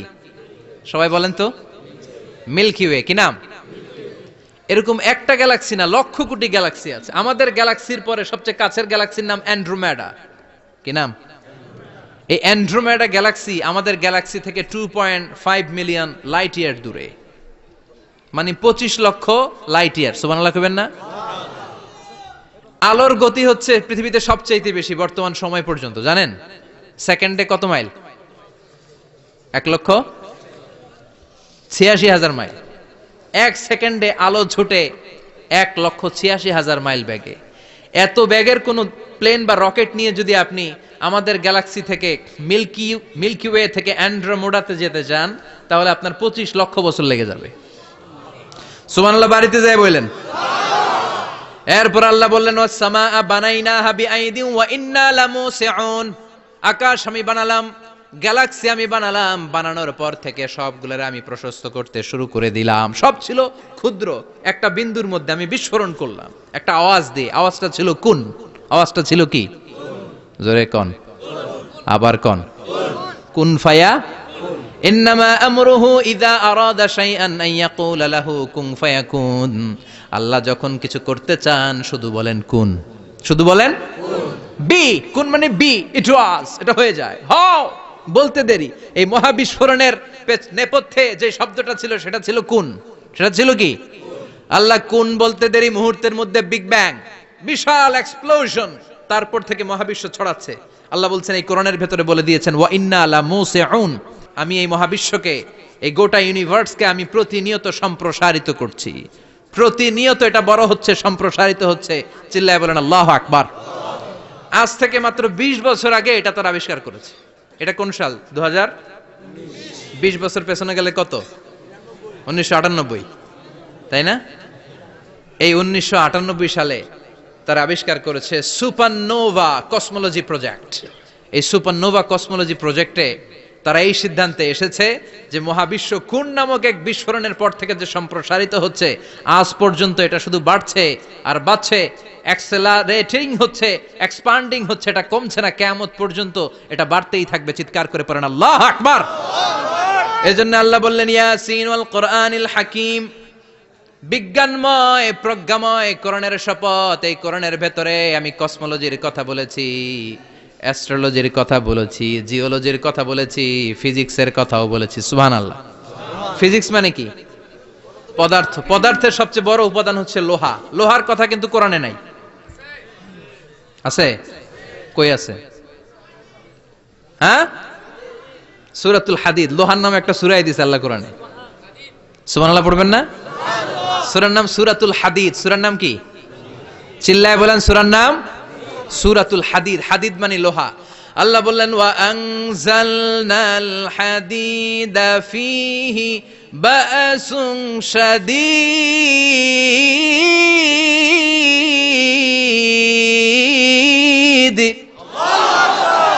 ওয়া আনজালনাল হাদিদ ফীহি বা'সুন শাদীদ, আমি লোহা নাজিল করলাম আর লোহার ভেতরে আমি ভয়ঙ্কর শক্তি ঢুকাইয়া দিলাম। সুবহানাল্লাহ। ফিহি মানাফিউ লিন-নাস, লোহার ভেতরে মানুষের জন্য অনেক কল্যাণ আছে। সুবহানাল্লাহ। লোহা ছাড়া পৃথিবীতে কিছু হয়? আংটি বানাতে লোহার দরকার আছে না নাই? ঘড়ি বানাতে, গাড়ি বানাতে, বাড়ি বানাতে, মোবাইল বানাতে, হেলিকপ্টার, প্লেন, রকেট, মাইকের স্ট্যান্ড। সুবহানাল্লাহ কোন? এমন কোন জিনিস নাই যেটার মধ্যে লোহা লাগে না। এজন্য আল্লাহ বললেন এই লোহার নামে আমি একটা সূরা ডেডিকেট করলাম, ওয়া আনজালনাল হাদিদ ফিহি বা'সুন শাদীদ। আমি লোহাকে নাজিল করেছি। আল্লাহ বলেছেন, খেয়াল করে শব্দটা শুনেন, ওয়া আনজালনাল হাদিদ, আমি লোহাকে উপর থেকে নাজিল করেছি। কি করেছি? কথা বলেন।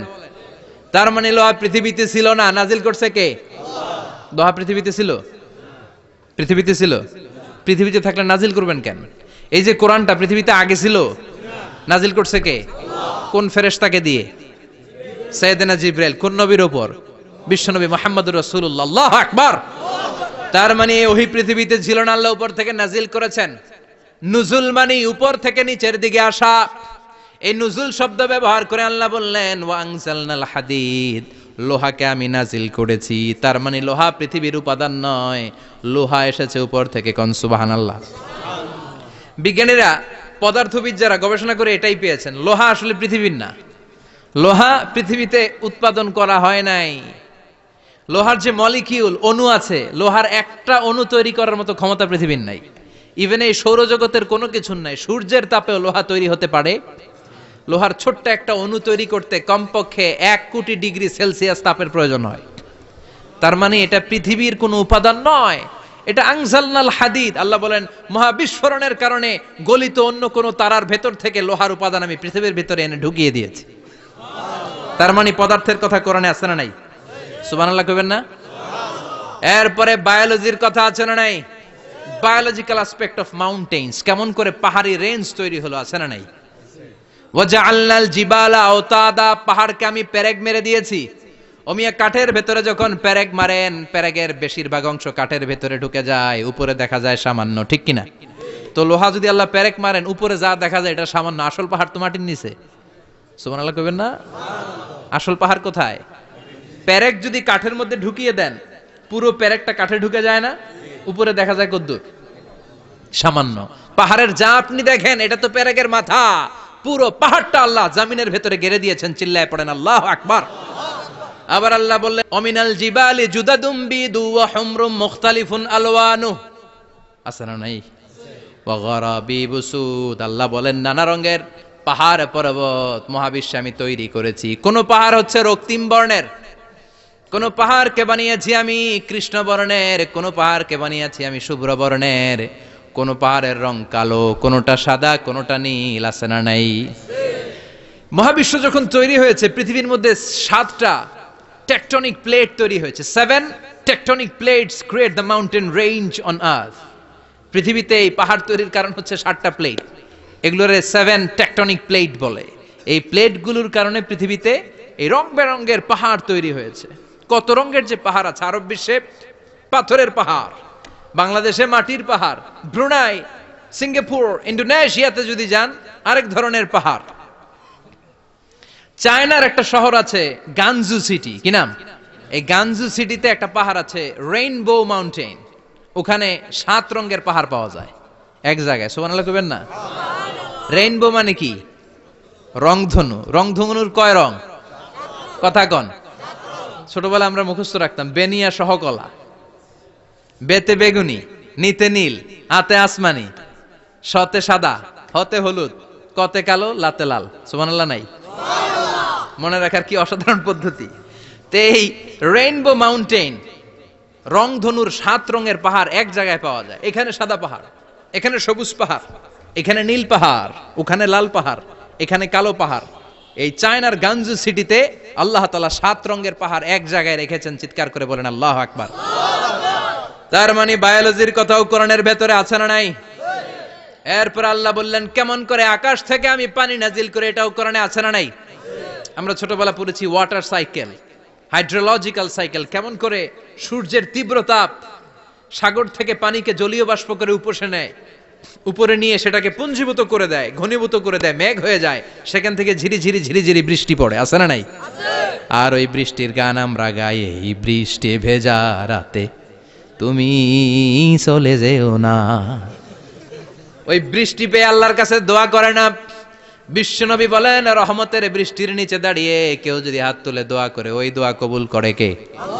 আবার আকাশের মধ্যে মেঘের ঘনঘটা দেখলে বিশ্বনবী পেরেশান হয়ে যেতেন, হয়রান হয়ে যেতেন, আর আল্লাহর কাছে বলতেন আল্লাহ এই মেঘ দিয়ে তুমি আমাদেরকে আযাব দিও না, তুমি আমাদেরকে গজব দিও না, তুমি আমাদেরকে শেষ করে দিও না, এই মেঘ থেকে তুমি আমাদেরকে রহমতের বৃষ্টি দাও। পড়ে না আমিন। বৃষ্টি দেখলে বিষ্ণু বলতেন আল্লাহুম্মা সাইয়িবান নাফিআ, ইয়া গাউসু আগিসনা গাউসান মুগীসান মারিআন মারিআন নাফিআন গায়রা দার আজিলান গায়রা আজিল। হে আল্লাহ এই বৃষ্টি থেকে তুমি ঠান্ডা রহমতের পানি দাও। কি দাও? আল্লাহ মেঘ দে, পানি দে, ছায়া দে রে তুহু, আল্লাহ মেঘ দে। পড়েন পড়েন, আল্লাহ মেঘ দে, পানি দে, ছায়া দে রে তুহু, আল্লাহ মেঘ দে। এই ওয়াটার সাইকেলের কথা আল্লাহ বলেছেন। আলম তারা আন্নাল্লাহ ইউসজি সাহাবান। কাফের নাস্তিক যেগুলো সমাজের আবর্জনা খড়কুটা, ওরা কি দেখে না কেমন করে আমি বাতাসকে জলীয় বাষ্প করে আকাশে তুলি, বায়ুমণ্ডলে নিয়ে যাই, সুম্মা ইউআল্লিফু বাইনাহুম, জলীয় বাষ্পগুলারে তখন আমি ঘনীভূত করি, সুম্মা ইয়াজআলুহু রুকামান, এরপরে আমি মেঘে পরিণত করি, ফাতারাল ওয়াদকা ইয়াখরুজু মিন খিলালিহি, তারপর মেঘের ভেতর থেকে ঝিরিঝিরি ঝিরিঝিরি বৃষ্টি নাজিল করে কে? আবার আল্লাহ বললেন পানি থেকে আমি পৃথিবীর সব প্রাণগুলারে বানালাম, ওয়াজআলনা মিনাল মাই কুল্লা শাইইন হাই আফালা ইয়াকিলুন, পানির ভেতর থেকে সব প্রাণের উৎপত্তি পৃথিবীর মধ্যে ঘটিয়ে দিয়েছে কে? বিজ্ঞানীরা স্বীকার করেছে পৃথিবীতে যত প্রাণ পাওয়া যায়, যত প্রাণের ব্লুপ্রিন্ট পাওয়া যায়, সব এসেছে পানি থেকে। চিৎকার করে বলেন কোত্থেকে? পানি নাই তো প্রাণ নাই, পানিও আছে প্রাণও আছে। কোন সুবহানাল্লাহ। বিজ্ঞানীদের ধারণা, তারা ধারণা করে বলেছে পৃথিবীর প্রথম প্রাণের নাম হচ্ছে অ্যামিবা। কি নাম? ওরা বলেছে এটা এককোষী জীব, it's a very small unicellular organism found ever in the world. পৃথিবীতে পাওয়া প্রথম এককোষী প্রাণীর নাম হচ্ছে অ্যামিবা। এটা এসেছে শৈবালের মতো, এরপরে জুপ্লাংটন, ফাইটোপ্লাংটন, ব্যাকটেরিও প্লাংটন, একটার পর একটা স্পিসিজ প্রজাতি পৃথিবীতে ডেভেলপ করেছে। কোন সুবহানাল্লাহ। এই পানির কথা কোরআনের ভেতরে বলে দিল কে?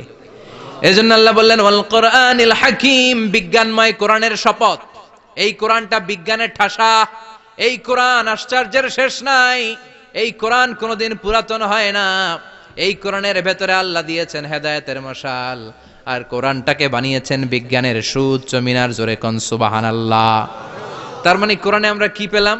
দুধের কথা পেলাম, মধুর কথা পেলাম, কিভাবে ডায়েট করবেন সেটা আমরা পেলাম, আমরা কসমোলজি পেলাম, অ্যাস্ট্রোলজি পেলাম, বায়োলজি পেলাম, ফিজিক্স পেলাম, ওয়াটার সাইকেল পেলাম। এবার পাতালপুরীর কথার দরকার আছে না নাই? পৃথিবীর একেবারে গভীরতম গভীরে কি আছে এটা কিন্তু কোরআনে নাই, আছে। পৃথিবীর মাঝখানে যে উত্তপ্ত লাভার আগুন, এটা আপনারা জানেন? পৃথিবীর উপর দিয়ে আমরা ঠান্ডা পৃথিবীতে ঘুরে বেড়াই, কিন্তু এর ভিতরে কিন্তু আগুন, লাভা। আল্লাহ কোরআনের মধ্যে ফুটন্ত টকবগে সাগরের কসম খেয়েছেন। আল্লাহ বলেছেন ওয়াল বাহরিল মাসজুর,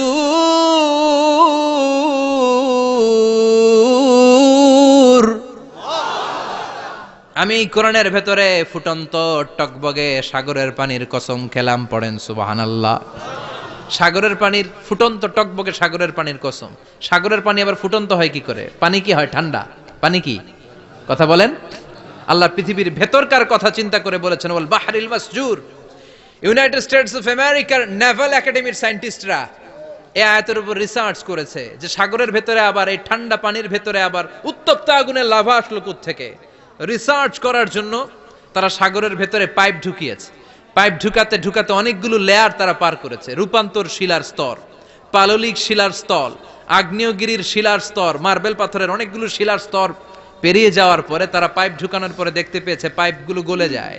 পাইপগুলো কি হয়? তার মানে ভিতরে কি আছে? গত কয়েক মাস আগে জাপানে কিছু জিওলজিস্ট, ভূতত্ত্ববিদ, তারা গবেষণা করে পৃথিবীর এক মাথা থেকে আরেক মাথায় যেতে চাচ্ছে, মানে প্রতিপাদ স্থান। বাংলাদেশের এখান থেকে ছিদ্র করলে আপনি দক্ষিণ আমেরিকার চিলির সান্টিয়াগোতে যেয়ে উঠবেন। কথা বুঝতে পেরেছেন? তার মানে বাংলাদেশের প্রতিপাদ স্থান হচ্ছে দক্ষিণ সাউথ আমেরিকার চিলির সান্টিয়াগো। আবার ইন্ডিয়া থেকে ছিদ্র করতে করতে পৃথিবীর আরেক মাথা দিয়ে উঠবেন। সুবহানাল্লাহ বলেন। এটা তারা শুরু করেছে কিন্তু এখনো সফল হয় নাই। ইউএস এর নেভাল একাডেমির সায়েন্টিস্টরা পাইপ ঢুকাতে ঢুকাতে দেখে একটা পর্যায় শেষে পাইপ আর ঢুকানো যায় না। পাইপগুলো পৃথিবীর ভেতরে যেতে যেতে গলে গলে পানি হয়ে যায়। সুবহানাল্লাহ কইবেন না? এই রিসার্চ প্রজেক্টের যিনি চিফ, উনি বললেন bring the water proof pipe from America. America থেকে ওয়াটার প্রুফ পাইপ নিয়ে আস। আমার এমন পাইপ লাগবে গবেষণা করার জন্য যে পাইপ আগুনে জ্বলে না। ওয়াটার প্রুফের মধ্যে আগুন লাগালে আগুন ধরবে? বুলেট প্রুফে বুলেট মারলে বুলেট ঢুকবে? মাননীয় প্রধানমন্ত্রী শেখ হাসিনা যে গাড়িতে করে চড়ে, এটা বুলেট প্রুফ কার? গুলি মারলে ঢুকবে? আবার গুলি মারতে যায় না, 14 গোষ্ঠী উদ্ধার করে ছাড়বে আপনার, খবরদার। তো আমেরিকা থেকে ফায়ার প্রুফের পাইপ নিয়ে আসা হলো। নেভাল একাডেমির চিফ সায়েন্টিস্ট পাইপ ঢুকাতে আরম্ভ করলেন। ঢুকাতে ঢুকাতে পৃথিবীতে কিন্তু অনেকগুলো স্তর আছে। এই যে বালু মাটি, সব কিন্তু বালু মাটি নয়। আপনি খুঁড়তে খুঁড়তে পেয়ে যাবেন পাললিক শিলা, এরপরে রূপান্তরিত শিলা, এরপরে মার্বেল পাথরের শিলা, এরপরে শুরু হবে গরম আগ্নেয়গিরির শিলা। ওই শিলার ভেতরে এমন আগুন আল্লাহ রেখেছে, ওই নেভাল একাডেমির সায়েন্টিস্টরা ফায়ার প্রুফের পাইপ ঢুকাতে ঢুকাতে একটা লেভেল যাওয়ার পরে দেখা যে ফায়ার প্রুফের পাইপও গলে গলে মুহূর্তে পানি হয়ে যায়। তার মানে ভেতরে এমন আগুন আল্লাহ রেখেছে, ওই আগুনের তুলনায় পৃথিবীর আগুনের মতো নয়। ওই আগুনটাই জাহান্নামের আগুন। আবার বিজ্ঞানীরা গবেষণা করে ওই আগুনের মধ্যে মানুষের চিৎকার শুনেছে। এজন্য হাদিসে এসেছে আল্লাহর ওলিরা, মুমিন বান্দারা মারা গেলে তাদের রূহগুলো আকাশে চলে যায়, ইল্লিনে চলে যায়। আর কাফের মুশরিক আর নাস্তিকগুলো মারা গেলে তাদের আত্মাগুলো পৃথিবীর মাঝখানে সিজ্জিনে চলে যায়। ওই সিজ্জিনের ভেতরে আগুন আছে না নাই? চিল্লায় বলেন। তার মানে পাতালপুরীর কথাও আছে, সাগরের কথাও আছে, আকাশের কথাও আছে। কেমন করে দুনিয়াতে আমরা আসলাম সেটাও আছে। এমব্রয়োলজি, ভ্রূণ তত্ত্বের কথা কোরআনে আছে না নাই? পৃথিবীতে আল্লাহ কয়েক সিস্টেমে মানুষ বানালেন। সৈয়দনা আদমকে বানালেন, মাও নাই বাবাও নাই। সৈয়দনা আদম আলাইহিস সালামের বাবার নাম কি? মায়ের নাম কি? মাও নাই বাবাও নাই। আবার সৈয়দনা ঈসা আলাইহিস সালামকে আল্লাহ তৈরি করলেন, শুধু মা আছে বাবা নাই।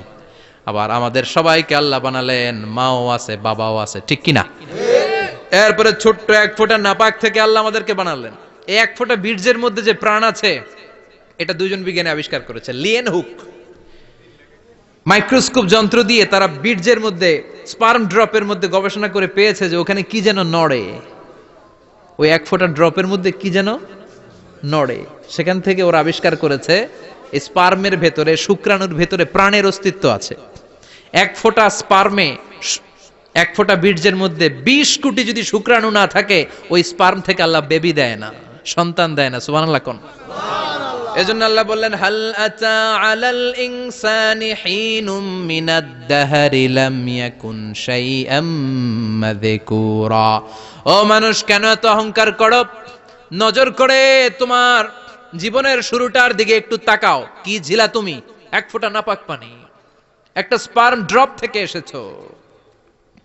ইয়াখরুজু মিন বাইনি সুলবি ওয়াত তারায়েব, বাবার পৃষ্ঠদেশ থেকে মায়ের গর্ভদেশের মধ্যে তোমাকে নিয়ে গেল কে? সেখান থেকে ফি যুলুমাতিন সালাস, তিনটা প্যাকেট দিয়ে মায়ের পেটের মধ্যে তোমাকে প্রিজার্ভ করলো কে? আল্লাহ প্রত্যেকটা স্টেজ কোরআনে বলে দিয়েছেন। ফি যুলুমাতিন সালাস, তিনটা অন্ধকার প্রকোষ্ঠে আল্লাহ আমাদেরকে প্রিজার্ভ করেছেন। মায়ের ফুলের একটা প্যাকেট, মায়ের জরায়ুর একটা প্যাকেট, আবার মায়ের পেটের একটা প্যাকেট। ওই প্যাকেটের ভিতরে পৃথিবীর কোন কবিরাজের কবিরাজি কাজে লাগছে? ডাক্তারের ডাক্তারি? কোন কবিরাজ আম করে খাওয়াইছে? চিল্লায় বলেন তিনি কে? এরপর আল্লাহ বললেন ফি যুলুমাতিন সালাস, ওটা অন্ধকার ছিল। যেই টেম্পারেচারে রাখলে তুমি সুস্থ থাকবা, যেই টেম্পারেচারে রাখলে তুমি আস্তে আস্তে বড় হতে পারবা, সেখানে আমি রাখলাম। সেখান থেকে আমরা হয়ে গেলাম জিমেট, সেখান থেকে জাইগট, তারপরে ইমব্রয়ো, তারপরে ফেইটাস, ল্যাটার স্টেজ। প্রথমে ছিলাম ইনিশিয়াল স্টেজ, তারপরে ল্যাটার স্টেজ, আমরা বড় হতে লাগলাম। আল্লাহ আমাদেরকে হার্ট দিলেন, সিস্টনিক ডায়াস্টনিক, অলিন্দ নিলয় শুরু হয়ে গেল। রুহুর ফুৎকার আমাদের হৃদয়ে ভরে দিল কে? আল্লাহ আমাদেরকে স্কেলিটন দিলেন, কঙ্কাল, স্পাইনাল কর্ড দিলেন, আমাদের স্কাল দিলেন, মাথার খুলি দিলেন, লাঞ্চ দিলেন, ফুসফুস দিলেন, গল ব্লাডার দিলেন। যেখানে যেটা ঠিক যেমন ভাবে দেয়া দরকার মায়ের পেটে থাকতেই সেটা দিয়ে দিয়েছে কে? আল্লাহ। এরপর 8 মাস আমরা মায়ের পেটে মারে কষ্ট দিলাম। ওই মুহূর্তে আমার মা আমার জন্য যতটা কষ্ট করেছে পৃথিবীর কেউ ওই খবর রাখে না। জোরে কোন ঠিক কিনা? বোঝা হয়ে গিয়েছিলাম, একটা বস্তা। আমরা প্রত্যেকে মায়ের পেটে ছিলাম একটা কি? এই বস্তা নিয়ে আমার মা খেতে যেত, ঘুমাতে যেত। এই বস্তাটা পেটে করে আমার মা রান্নাঘরে রান্না করত, একদিনও রান্না বন্ধ হয় নাই।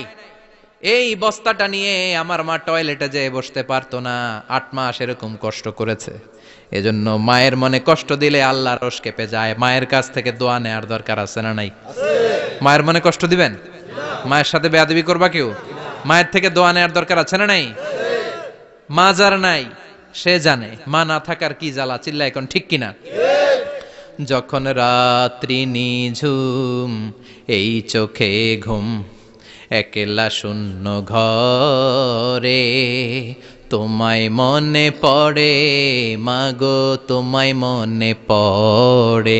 যখন রাত্রি নিঝুম, এই চোখে ঘুম, একলা শূন্য ঘরে, তোমায় মনে পড়ে মাগো, তোমায় মনে পড়ে। ঠিক কিনা? এজন্য এই মায়ের জন্য দোয়া করার দরকার আছে না নাই? আল্লাহ বললেন 8 মাস 9 মাস মায়ের পেটের ভেতরে ছিলা, তারপরে দুনিয়ার বুকে তোমারে আনলো কে? ছোট্ট নাপাক ছিলাম, এই ছোট্ট এক ফোঁটা পানি থেকে আমাদেরকে বড় করছে কে? আল্লাহ। তার মানে এমব্রয়োলজি, ভ্রূণ তত্ত্বের কথা কোরআনের ভেতরে আছে না নাই? সে আল্লাহ বললেন ইয়াসিন ওয়াল কোরআনিল হাকীম ইন্নাকা লামিনাল মুরসালিন আলা সিরাতিম মুস্তাকিম। সুবহানাল্লাহ পড়েন। আল্লাহ বললেন ইয়াসিন, এরপরে বললেন আল কোরআনিল হাকীম, প্রজ্ঞাময় কোরআনের শপথ। বিশাল একটা শপথ কেটে আল্লাহ বললেন ইন্নাকা লামিনাল মুরসালিন আলা সিরাতিম মুস্তাকিম। ইন্নাকা লামিনাল মুরসালিন, অবশ্যই অবশ্যই নবী হে আপনি রাসূলদের অন্তর্ভুক্ত। চিল্লায় কোন সুবহানাল্লাহ। তিনি যে রাসূল এটার সার্টিফিকেট এই আয়াতে দিয়েছে কে? এরপর আল্লাহ বললেন আলা সিরাতিম মুস্তাকিম, ও নবী আপনি সিরাতুল মুস্তাকিমের উপর আছেন। যেই দোয়াটা প্রতিটা নামাজের মধ্যে প্রতিদিন প্রত্যেক রাকাতে সূরা ফাতিহাতে আমরা পড়ি, ইহদিনাস সিরাতাল মুস্তাকিম। ও Allah, show us the right path, show us the correct path. আপনি আমাদেরকে সোজা পথ দেখান। আল্লাহ এখানে সার্টিফিকেট দিলেন, নবী গো লক্ষাধিক পয়গম্বর যে আমি পেয়েছি তাদের শ্রেষ্ঠতম রাসূল করে আমি আপনাকে প্রেরণ করেছি, আর হেদায়েতের সুউচ্চ মশাল দিয়ে আমি আপনাকে সিরাতুল মুস্তাকিমের উপর রেখেছি। চিল্লায় পড়েন আল্লাহু আকবার। এই জন্য বিজ্ঞানময় কোরআনের সাথে নিজেদের সম্পর্ক বাড়ানোর দরকার আছে না নাই? কোরআন পড়লে দুনিয়া এবং আখিরাতে মর্যাদা বাড়ায় দিবে কে? কোরআনের আইন দিয়ে সমাজটারে সাজানোর দরকার আছে না নাই? কোরআন দিয়ে আমাদের সমাজটা সমৃদ্ধ হোক আমরা চাই কি চাই না? কোরআন দিয়ে আমার সংসদ ভবন চলুক, আমার 300 জন মেম্বার অফ দ্য পার্লামেন্ট কোরআনের আয়াত দিয়ে সংসদে কথা বলুক আমরা চাই কি চাই না? আমাদের মিলিটারিগুলো কোরআনের আওতায় চলুক, আমাদের দেশটা কোরআন দিয়ে চলুক। আমার লাল সবুজের পতাকা সংসদ ভবনের এক পাশে, আর কালিমার লা ইলাহা ইল্লাল্লাহর পতাকা আরেক পাশে পতপত করে উড়বে, আমরা চাই কি চাই না?